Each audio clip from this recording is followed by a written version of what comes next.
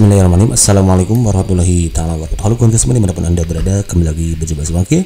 Semoga kita selalu dalam keadaan baik dan kebaikan selalu menyertai kita semua. Amin ya Allah. Oke kawan-kawan, alhamdulillah kembali lagi Mbak Aki berkesempatan untuk berbagi informasi seputar pelaksanaan CPNS yang pelaksanaannya akan kita hadapi selama beberapa hari ke depan gitu ya. Kita tinggal menghitung hari, berarti kawan-kawan sebagaimana yang kita ketahui bahwa pada saat sekarang ini sedang memasuki masa pengumuman administrasi dan juga ada masa sanggah kemarin ya kawan-kawan.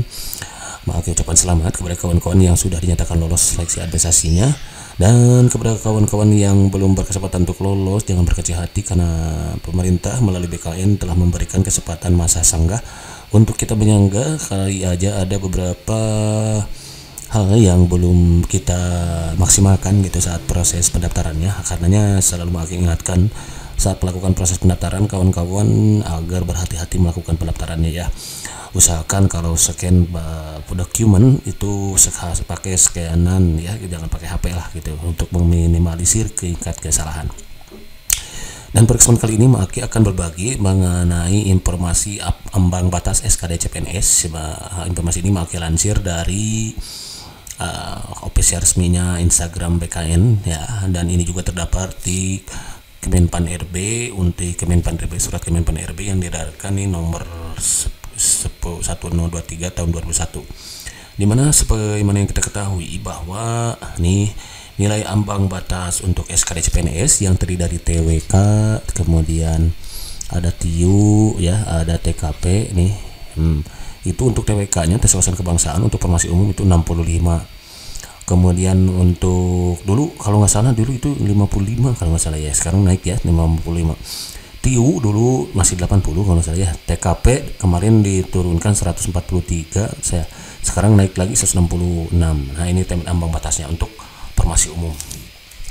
Kemudian untuk soalnya juga bertambah kawan-kawan. Kalau dulu 100 menit 100 soal untuk 90 menit, kalau sekarang nih 100 menit untuk 110 soal.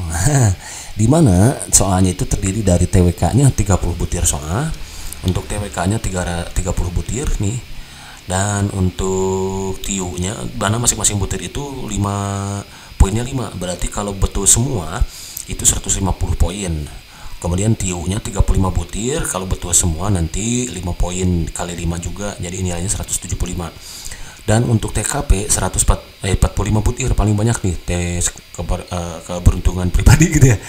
Itu ada nih, ada, tapi kalau ini ada semua nilainya ya, semua jawaban ada nilainya mulai dari 1 sampai 5, itu totalnya 225 nih. Jadi tidak menjawab itu tetap bernilai 0. Nah ini totalnya ya. Jadi kalau kawan-kawan menjawab sempurna semuanya ini 300, 400, 550 total maksimalnya tuh kawan-kawan ya. Nah mudah-mudahan aja ya, tidak menutup kemungkinan kalau kawan menjawabnya dengan benar ya, menebaknya dengan benar gitu ya, itu kemungkinan nanti nilainya 150. Nah adapun jenis soalnya nih, kisi-kisi soalnya untuk tes wawasan kebangsaan kawan-kawan perlu kita ketahui itu dia terdiri dari nih, satu ada nasionalisme, masih ada nasionalismenya, kedua ada integritas, ketiga pilar negara, keempat pilar negara yang terdiri dari undang-undang, Pancasila, Bhinneka Tunggal Ika gitu kan ya. Nah nanti akan dibahas oleh Maki lah. Pokoknya terus bahasa Indonesia juga masuk nih di soal TWK, tes wawasan kebangsaan. Seperti tahun kemarin ya, tes wawasan kebangsaan bahasa Indonesianya biasanya situ kita mencari kesimpulan paragraf, kemudian mencari nilai sosial, nilai moral gitu ya.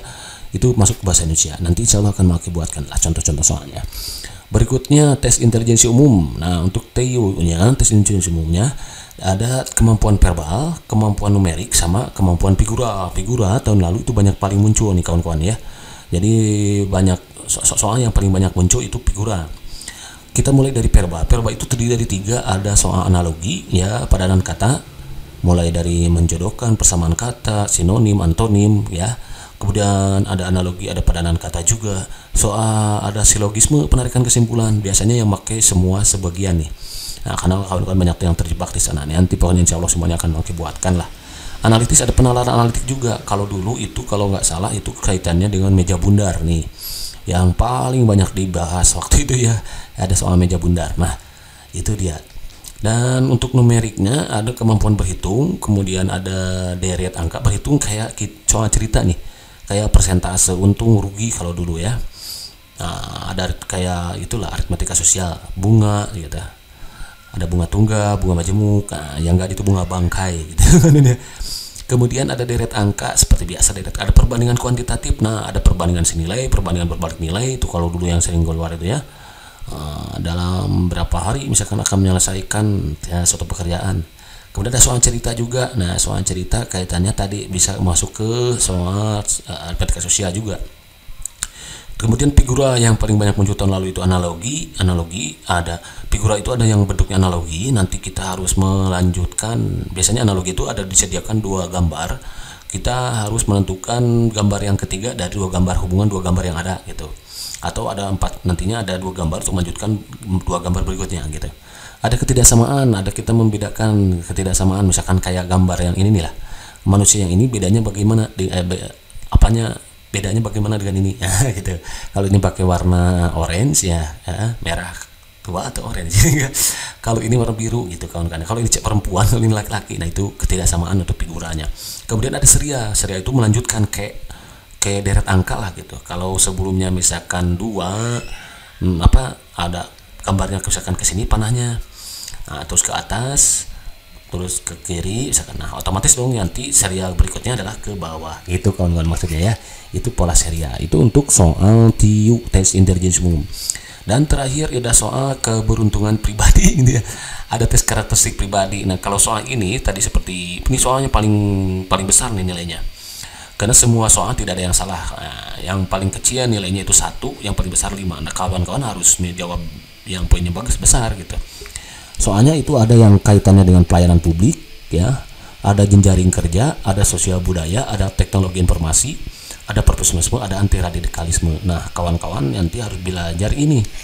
Nah, insya Allah nanti akan buatkan semuanya per masing-masing ininya ya, indikator soalnya. Pelayanan publik soalnya seperti apa, jejaring kerja seperti apa, sosial budaya seperti apa, teknologi informasi seperti apa, informasi dan anti radikalisme seperti apa. Jadi ternyata anti radikalisme masuknya ke TKP sekarang ya.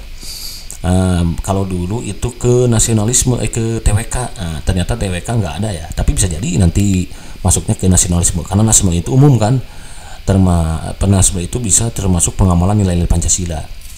Tapi ya di TKP nanti akan ada anti radikalisme, pokoknya nanti makan bahas. Nah, ini dia nanti di materi berikutnya akan lagi bahas tentang bela negara. Pokoknya kawan-kawan don't go anywhere lah, pokoknya manfaatkan waktu yang tersisa ini WFH ini untuk memperbanyak membaca, memperbanyak latihan. Pokoknya insya Allah usaha yang maksimal tidak akan mengkhianati hasil gitu ya.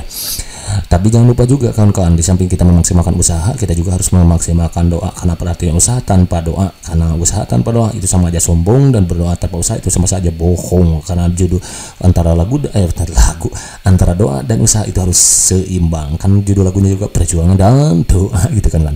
Oke kawan-kawan, barangkali saja dulu yang bisa ucapkan ini. Pokoknya tetap semangat dan don't go anywhere, karena akan kembali lagi dengan jenis soal-soal yang sudah disesuaikan dengan kisi-kisi ini, yang ter-up to date tentunya kawan-kawan ya. Thank you for watching. See you next video. Assalamualaikum warahmatullahi wabarakatuh.